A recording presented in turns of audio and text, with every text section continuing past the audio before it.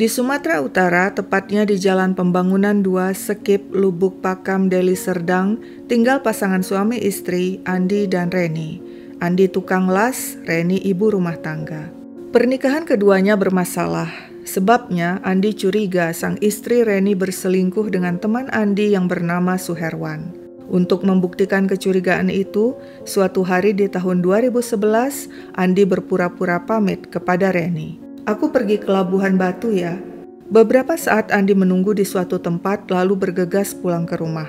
Benar dugaannya, sang istri Reni berada di kamar tidur sedangkan Suherwan di kamar mandi. "Ngapain kau di sini?" bentak Andi pada Suherwan. "Kebetulan lewat, numpang boker," jawab Suherwan. Reni membenarkan hal itu dan mengatakan tidak ada apa-apa di antara dirinya dan Suherwan. Sejak itu setiap Andi menanyakan kejadian Suherwan mampir numpang ke kamar mandi, Reni selalu uring-uringan, marah-marah seperti ada yang disembunyikan. Andi jadi semakin curiga hingga di bulan Ramadan Juli 2015 dia minta sang istri Reni bersumpah di atas Al-Quran. Reni akhirnya mengaku dia memang berselingkuh dengan Suherwan sejak tahun 2011. Mereka sudah berkali-kali berhubungan intim. Andi marah, sakit hati, dia ingin memberi pelajaran pada Suherwan. Pada Minggu 12 Juli 2015 pukul 7 malam, Andi menyuruh Reni menghubungi Suherwan.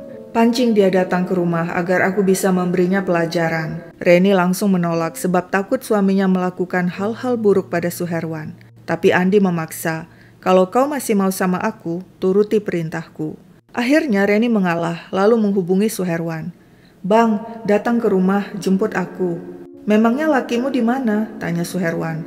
"Pergi dia," jawab Reni. Suherwan menolak dan bilang, "Kita ketemu saja di gang dekat SD." Reni mengiyakan lantas menyampaikan informasi itu kepada Andi. Andi pun berjalan kaki menuju lokasi yang ditetapkan Suherwan. Dari jauh dia lihat pria itu duduk di sepeda motor, tentunya menunggu Reni, istri Andi. Suherwan tampak sibuk menelpon seseorang. Andi mendekati seraya menyindir, "Hebat, nelpon cewek terus." Suherwan terkejut, tak menyangka Andi datang. "Ah enggak, aku nelpon orang rumah kok," jawab Suherman. Andi langsung merampas HP Suherman. Di layar HP, dia lihat nomor istrinya dengan nama Sayang. Andi marah, membentak Suherman. Kedua pria itu adu mulut. "Ayo ke rumahku, kita bereskan di sana masalah ini," tantang Andi. Suherwan menolak. Akibatnya, Andi menampar wajah pria itu. Pada saat yang sama, Irfan teman Andi lewat. "Ada apa, Wak?" Andi menjawab, "Ini, Wak, orang ini ketahuan selingkuh dengan istriku." Saat itu juga Irfan ikut menampar dan menendang Suherwan. "Ayo, Wak, bawa dia ke rumahku," kata Andi pada Irfan. Irfan mencengkeram Suherwan dan memaksa pria itu naik ke sepeda motornya. Dia lalu membawanya ke rumah Andi. Sementara itu Andi menyusul dengan membawa sepeda motor Suherwan. Menjelang pukul 8:30 malam, mereka tiba di rumah Andi. Reni membukakan pintu. Di dalam rumah, Andi dan Irfan menghajar Suherwan dengan tangan kosong hingga babak belur. Irfan yang penasaran bertanya pada Reni, "Apa benar kau selingkuh dengan Suherwan?" "Iya," jawab Reni. Belum puas menghajar Suherwan dengan tangan kosong, Andi mengambil alu dan menghantamkannya berkali-kali ke kepala dan tubuh Suherwan hingga pria itu tersungkur bersimbah darah. "Pulanglah kau, biar ku bereskan, ini urusan keluarga," perintah Andi pada Irfan. Irfan pun pulang, sedangkan Reni menangis di kamar, tak tega melihat kondisi selingkuhannya. Sementara itu, Andi beristirahat sejenak sambil merokok. Ketika mendengar dengkuran Suherwan yang sedang sekarat, Andi kembali menghajarnya dengan alu hingga dia yakin pria itu tewas. Jam sudah menunjukkan pukul 2:30 dini hari, Senin 13 Juli. Andi dan Reni mengangkat jasad Suherwan ke bak mobil pickup lalu menutupnya dengan tikar. Kemudian mereka bawa jasad ke simpang jalan desa Pagar Jati dan membuangnya di parit aliran irigasi sawah. Setiba di rumah, Andi menyuruh Reni membawa sepeda motor Suherwan, sedangkan Andi membawa sepeda motornya. Mereka kembali ke tempat pembuangan jasad Suherwan. Di sana mereka buang sepeda motor Suherwan, seolah-olah pria itu mengalami kecelakaan dan nyungsep bersama motornya di parit sawah. Setelah itu Andi dan Reni pulang berboncengan. Jasad Suherwan ditemukan warga hari itu juga. Marsi, orang tua Suherwan, sudah punya firasat. Sewaktu terakhir bertemu, Suherwan yang waktu itu pulang kerja, tiba-tiba memeluknya. Erat sekali. Padahal sebelumnya Suherwan tidak pernah melakukan hal itu. Apa yang menimpa Suherwan menjadi sebuah misteri. Mungkinkah dia tewas karena kecelakaan? Atau ada yang membunuhnya? Tapi siapa pelakunya? Tak seorang pun tahu. 2 tahun berlalu, kasus pembunuhan Suherwan tidak terungkap. Si pelaku Andi tenang-tenang saja. Dia tetap melakukan aktivitas seperti biasa, termasuk aktivitas memakai narkoba. Seperti pada Maret 2017, dia minta bantuan Rianto membelikan sabu-sabu. "Nih 5 juta, kata Andi seraya menyerahkan uang tunai kepada Rianto. Tapi ditunggu-tunggu, barang yang dipesan tidak datang juga, padahal Andi sudah membayar lunas. "Mana barangnya?" tanya Andi berkali-kali pada Rianto. Namun berkali-kali pula Rianto berkelit. "Orang sabunya belum ada, terus minta-minta saja kau. Uang kau itu masih sama kawan aku itu." Andi sakit hati. Dia muak melihat tingkah Rianto sama seperti dia dulu muak melihat ulah Suherwan. Dia ingin melenyapkan Rianto, seperti dulu dia juga menyingkirkan Suherwan selamanya dari muka bumi. Demikianlah Andi bersiap-siap. Pada Sabtu siang, 8 April 2017, dia membeli besi sepanjang 60 cm seharga 40.000. Juga membeli sabu-sabu sebungkus seharga 300.000 dari seorang teman. Sabu-sabu dia bawa pulang dan pakai sebagian. Sebagian lagi rencananya akan dibawa ke rumah Rianto. Pukul 7 malam, Andi menyewa mobil kenalannya. Dengan membawa sepotong besi dan sabu-sabu, dia mengendarai mobil dan berhenti di sebuah warung, lalu menelpon Rianto dan bilang, "Aku datang ke rumahmu ya, kita nyabu." Andi juga menelpon Roni Anggara, keponakannya, dan minta Roni menemuinya di warung. Setengah jam kemudian Roni tiba dengan bersepeda motor. "Memangnya ada apa, Lek?" tanya Roni pada si paman Andi. "Kawanin Lek ke Medan, jalan-jalan. Lek lagi suntuk nih," jawab Andi. Roni setuju dan mengusulkan agar temannya Syahputra juga diajak. "Ya sudah, ajak aja," kata Andi. Setelah Roni menitipkan sepeda motornya di rumah Syahputra, mereka bertiga bermobil ke kota Medan. "Sebenarnya mau kemana kita, Lek?" tanya Roni lagi pada Andi. "Mau ke Mabar, rumahnya si Rianto. Mau nyabu," jawab Andi. Pukul 11 malam, ketiga pria itu tiba di depan gang rumah Rianto di daerah Mabar, kota Medan, lalu turun dari mobil. Andi membawa sabu dan peralatan untuk nyabu, sedangkan Roni dan Syahputra mengikuti Andi dari belakang. Rianto menyambut mereka. Kepada Rianto, Andi memperkenalkan Roni dan Syahputra sebagai keponakannya. Mereka pun duduk di teras dan mengobrol. Andi dan Rianto kemudian masuk ke dalam rumah bersiap nyabu. Namun tiba-tiba Andi berkata, "Aku balik ke mobil dulu ya, sabunya ketinggalan di sana." Sebenarnya sabu ada di kantong Andi, tapi dia sengaja berbohong dan pergi ke mobil mengambil potongan besi yang kemudian diselipkannya di paha kiri ditutupi pakaian. Andi kembali ke rumah Rianto dan langsung masuk, sedangkan Roni dan Syahputra duduk menunggu di teras. Di dapur, Andi melihat Rianto duduk sambil merakit alat hisap sabu. Andi bersiap menghajar Rianto, tapi batal karena menurutnya ruangan terlalu terang. "Pindah ke ruang tengah yuk," kata Andi pada Rianto. Rianto beranjak. Andi bersiap-siap. Dia pindahkan posisi besi yang diselipkan di paha ke belakang punggung. Andi lalu bersandar di dinding sambil nyabu. Sementara itu Rianto duduk sambil nyabu. Saat Rianto sedang asyik nyabu, Andi meraih potongan besi dari balik punggungnya dan mengayunkannya sekuat tenaga ke kepala Rianto. Pria itu jatuh ke lantai, tak berdaya. Andi lalu keluar menemui Roni dan Syahputra. "Kalian pergi saja bawa mobil dan tunggu aku di SPBU," perintah Andi sambil memberikan kunci mobil kepada keponakannya Roni. Andi kemudian kembali masuk ke rumah dan menuju kamar tidur. Dengan potongan besi, dia habisi Riani, istri Rianto yang berada di tempat tidur, juga menghabisi Sumarni, mertua Rianto. Selanjutnya Andi menghajar anak-anak Rianto, yakni Naya, Gilang, dan Kinara dengan potongan besi. Dia yakin mereka semua tewas. Dan terakhir dengan kaki, dia dorong tubuh Kinara ke kolong tempat tidur. Usai menuntaskan aksi biadab itu, Andi menjarah barang-barang milik keluarga Rianto, termasuk beberapa HP, laptop, dan uang tunai. Lalu dia bawa kabur sepeda motor milik Rianto dan menemui Roni dan Syahputra yang sudah menunggu di dalam mobil. Andi memerintahkan Roni mengendarai sepeda motor, sedangkan dirinya dan Syahputra mengendarai mobil. Mereka pulang ke Lubuk Pakam. Andi kemudian menjual sepeda motor curian kepada seorang kenalan seharga 1,8 juta. Minggu 9 April 2017, pukul setengah 8 pagi, Syahria sedang menjemur pakaian. Dia lihat rumah tetangganya Rianto dalam keadaan tertutup dan lampu depan masih menyala. Tumben, pikir Syahria, biasanya keluarga Rianto sudah bangun dan mematikan lampu. Apa mungkin mereka masih tidur karena hari Minggu? Tak hanya Syahria yang heran. Pukul setengah 10 pagi, seorang tetangga bernama Sarimpi yang hendak berbelanja lewat di depan rumah Rianto dan melihat lampu depan dan samping masih menyala.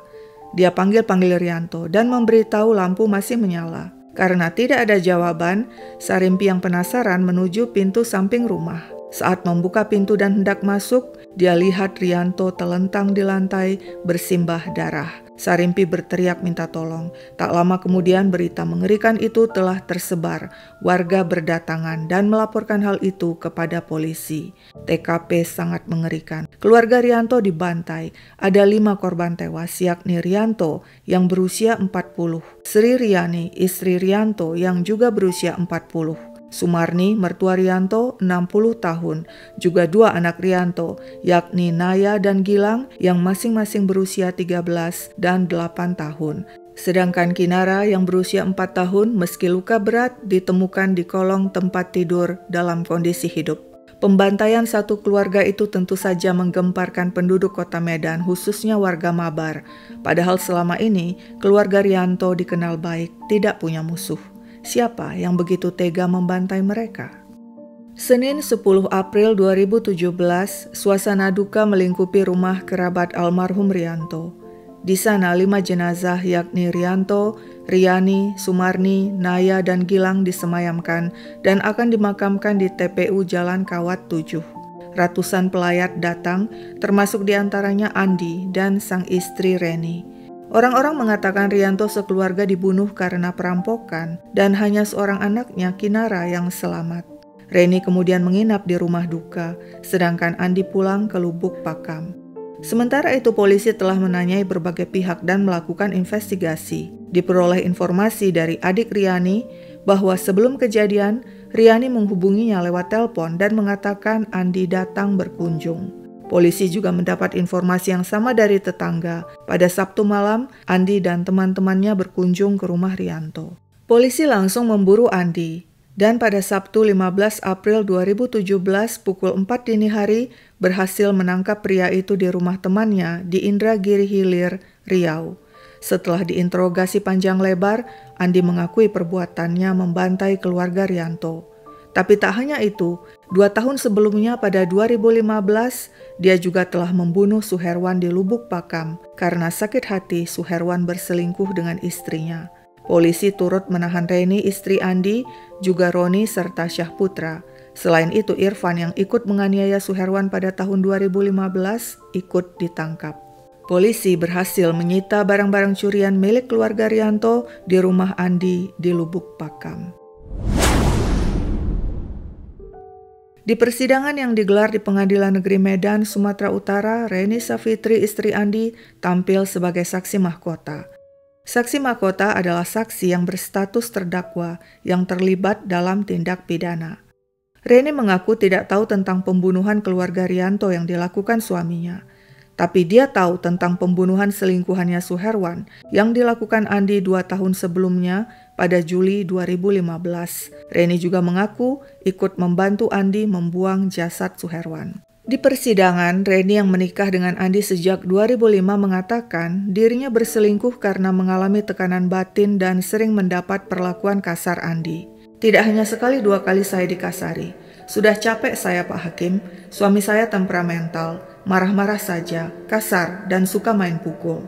Reni mengaku perselingkuhannya dengan Suherwan dimulai tahun 2011 hingga terbongkar pada Juli 2015. Saya dan Suherwan sering berduaan di rumah tanpa sepengetahuan Andi. Irfan yang ikut menganiaya Suherwan turut diadili dan mengatakan dia ikut menganiaya Suherwan karena kesal pada Suherwan yang telah berselingkuh dengan istri temannya. Waktu itu saya bertemu Andi di pinggir jalan sedang pukul-pukulan dengan Suherwan. Kata Andi, Suherwan selingkuhan istrinya. Saya emosi terus ikut memukulinya. Setiba di rumah Andi, saya disuruh pulang. Saya tidak tahu korban dibunuh dan dibuang, kata Irfan kepada majelis hakim. Sri Utami, tunangan Suherwan, juga turut bersaksi di persidangan. Menurut Sri, dia dan Suherwan bertunangan sudah 7 bulan sejak Januari 2015. Setahu Sri, Suherwan pria yang baik. Suherwan pernah curhat, mantan pacarnya sering mengirim SMS, sehingga Sri menyarankan Suherwan mengganti nomor HP. Suherwan juga pernah mendapat SMS ancaman dari seseorang yang mengatakan, "Cepat jumpai aku sebelum kesabaranku habis." Sri akan menjadi istri ketiga Suherwan. Andi atau Andi Lala alias Andi Matalata yang lahir di Lubuk Pakam November 1983 mengaku dialah pembunuh Suherwan dan keluarga Rianto. Andi membunuh Suherwan karena dendam dan sakit hati pria itu berselingkuh dengan istrinya. Sedangkan dia membunuh Rianto karena pria itu berhutang 5 juta padanya untuk membeli sabu. Andi Lala mengatakan dia membantai keluarga Rianto seorang diri tanpa bantuan Roni dan Syah Putra. Tapi mengapa dia membantai anggota keluarga lainnya termasuk anak-anak Rianto? Menurut Andi, agar tidak ada saksi. Tudingan Andi bahwa Rianto terlibat sabu-sabu dibantah keluarga dan tetangga Rianto di persidangan. Mereka menegaskan Rianto selama ini dikenal sebagai sosok yang baik. Demikianlah setelah melalui serangkaian persidangan, majelis hakim menyatakan Reni Savitri dan Irfan terbukti bersalah melanggar pasal 338 KUHP tentang pembunuhan yang disengaja. Reni divonis 9 tahun penjara, sedangkan Irfan 11 tahun. Saat mendengar vonis, Reni menangis. Sementara itu untuk kasus pembantaian keluarga Rianto, majelis hakim menjatuhkan vonis pada Roni dan Syah Putra 20 tahun, meski mereka mengatakan tidak terlibat pembunuhan dan hanya menemani Andi berkunjung ke rumah Rianto. Khusus untuk si penjahat utama, Andi Lala alias Andi Matalata, majelis hakim menyatakan pria itu terbukti bersalah melanggar pasal 340 pembunuhan berencana dalam 2 kasus pembunuhan sekaligus, yaitu pembunuhan Suherwan dan pembunuhan keluarga Rianto. Hal-hal yang memberatkan, para korban tidak hanya orang dewasa, tapi juga anak-anak. Akibat perbuatannya itu, Kinara telah kehilangan seluruh sanak keluarganya dan akan mengalami trauma sepanjang hidup. Sedangkan hal-hal yang meringankan Andi tidak ada. Kepada media Tribun News, Reni, istri Andi, sedih dengan kebengisan suaminya membantai keluarga Rianto, sehingga Kinara yang berusia 4 tahun menjadi yatim piatu dan dirawat di rumah sakit. Saya bersyukur Kinara masih hidup. Si kecil itu kan gak tahu apa-apa. Kasihan sekali dia. Reni mengaku tidak begitu akrab dengan Kinara dan hanya pernah menggendongnya sekali waktu Kinara berusia 3 bulan. Kami jarang ketemu. Palingan ketemu kalau ada pesta di kampung di Lubuk Pakam. Kinara pemalu. Dia hanya mau sama orang yang sering ketemu dengannya. Tapi kalau sama Kak Sri Riani, ibunya, saya akrab, kata Reni yang merupakan sepupu Riani. Reni mengatakan dia ingin bertemu Kinara dan minta maaf karena perbuatan suaminya Andi. Reni ingin menyampaikan dia tidak tahu menahu peristiwa pembunuhan keluarga Kinara. Saya ingin merawat Kinara, mau menjadikan dia anakku. Apalagi saya belum punya anak perempuan, hanya punya anak laki-laki. Saya akan anggap Kinara sebagai anak sendiri. Meski kecewa Andi membantai keluarga Rianto, Reni berharap suaminya itu berubah. Bagaimana ya, kami sudah 12 tahun bersama. Susah senang selama ini sudah kami jalani. Tapi saya tetap sayang sama suami saya. Semoga dia bisa berubah nanti, bisa jadi imam yang baik buat keluarga. Kerabat korban Rianto, yakni Saripon, kepada media Tribun News mengatakan Andi Lala sering jadi perusuh dalam keluarga. Ada dugaan pembantaian keluarga Rianto terkait pembagian harta warisan hasil dari penjualan tanah untuk pembangunan jalan tol Medan Kuala Namu. Uang ganti rugi tanah warisan itu dibagi-bagi di antara pihak keluarga. Riani, istri Rianto, dan Reni, istri Andi, merupakan sepupu, dan mereka masing-masing mendapatkan bagian. Dan kabarnya, uang pembagian Reni sudah habis karena ulah Andi yang doyan narkoba. Tapi meski telah mendapat pembagian, Andi kerap minta segala macam kepada keluarga istrinya. Disuruh beli mobil, beli inilah, itulah. Terakhir, semuanya habis entah kemana, demikian kata Saripon. Murtini, ibu kandung Rianto, kepada wartawan Kompas mengatakan tentang aksi biadab Andi. Sakit sekali hati saya, kok tega dia bunuh Rianto dan keluarga. Biadab sekali dia, sampai tega dia bunuh anak-anak yang gak tahu apa-apa. Murtini mengatakan dirinya akan mengasuh Kinara yang sudah tidak punya orang tua. Perihal pengakuan Andi yang menuding Rianto pemakai sabu, Murtini membantah. Sudahlah dia bunuh anak saya, difitnahnya lagi mendiang. Kan kurang ajar sekali dia, pembohong dia itu. Menurut Murtini, selama hidupnya Rianto tidak pernah terlibat narkoba. Jangankan mendekati narkoba, merokok saja tidak. Saya yang tahu bagaimana anak saya. Dari kecil Rianto nggak pernah macam-macam. Dia selalu di rumah saja. Karena nggak pernah kemana-mana, dia sering diejek teman-temannya. Dia itu kan agak gemulai, pernah dikatai bencong. Murtini yakin Andi Lala memfitnah Rianto agar mendapatkan keringanan hukuman. Itu pandai-pandai dia aja, dia ngomong gitu karena anak saya udah nggak ada. Jadi dia seenaknya saja bicara. Murtini menegaskan Rianto baik, selalu puasa setiap Senin dan Kamis. Tentang pengakuan Andi yang bilang Rianto berutang 5 juta juga dibantah Murtini. Gak mungkin Rianto yang bekerja sebagai kepala gudang mau ngutang dengan Andi Lala yang penghasilannya gak jelas. Saya kesal sekali.